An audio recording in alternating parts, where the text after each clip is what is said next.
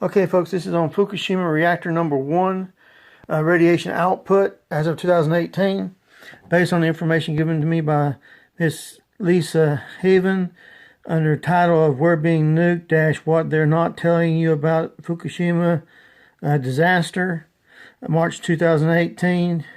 According to her, they were releasing approximately 2 billion becquerels of energy a day. That's a number of becquerels, if I remember correctly, is a number of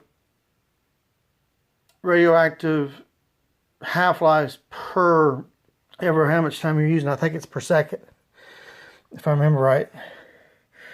Otherwise, the equation is the same, except look at this number right here. That one becomes a constant. Once you solve it, you don't have to resolve it again as long as you stay on the same isotope. And you're wanting to do figures on the same isotope, you don't have to resolve that equation. This is the equation you have to resolve right here. Starting right here. You just punch them in and you just keep punching them in. As you can tell, it gets up there into the millions of becquerels, almost 1 billion becquerels. It's 270 million there, but it quickly levels off in days. I mean, by the time you're down here to 96 days, it's just going up by like a few hundred thousand becquerels a day, which ain't that big of a deal. Or 8-day period, I should say. This is actually done in 8-day periods. That's iodine 131. Now here is strontium. As you can tell, it goes all the way up to the power of 12, which is trillions. And notice, it starts to trail off in 120 years. I noticed that was interesting in that when you figure it from the days, it trails off more fast than it did when I did it for hours. Now I don't know the reason for that,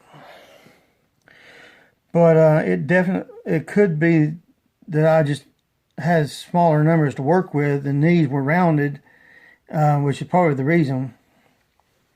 But you can look at it. It was the previous video to this one about Fukushima radiation levels, strontium-90, and iodine 131 under my YouTube, Thomas Willis.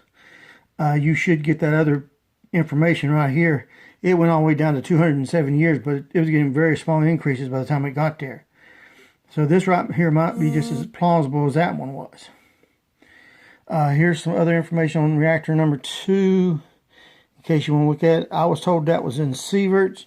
Somebody said it was actually listed as in sieverts, which could mean nanosieverts. If it does, then the sieverts that I listed in the one I just mentioned in YouTube, I updated the description with the new numbers. If indeed it is indeed nanosieverts, then it's nowhere near as big a problem as it would have been. Here's the equation I used. As you can tell, I only used the summation once, and then I went straight to the next form of the equation, since the summation is a constant. Well, that's pretty much that. There's the formula, what it's talking about and everything. Half-life. You determine half-life by the P units you have available. In other words, in this case, I have becquerels. In the last video, I had sieverts. And now somebody's trying to tell me that it was nanosieverts, which is a billionth of a sievert, which is a much better position for the world than if it was regular sieverts.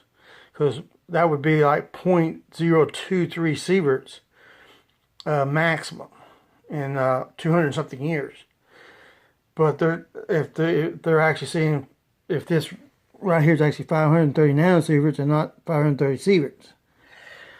But, well, that's some background information and everything. That's pretty much it. You guys have a good day. Thomas Willis out.